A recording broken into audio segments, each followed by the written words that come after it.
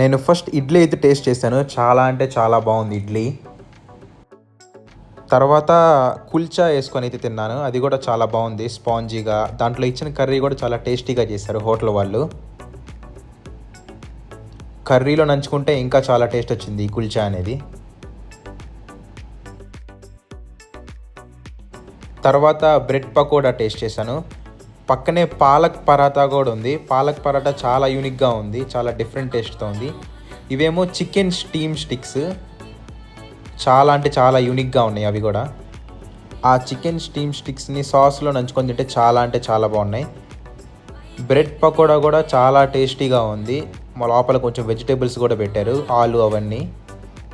తర్వాత నేను పాలక్ పరాటా కూడా టేస్ట్ చేశాను, చాలా బాగుంది. తర్వాత బ్రెడ్ అండ్ శాండ్విచ్ సెక్షన్కి అయితే వెళ్ళిపోయాను. ఒక శాండ్విచ్ చేసుకున్నాను. శాండ్విచ్లోకి 2 సాసెస్ లాంటివి ఇచ్చారు.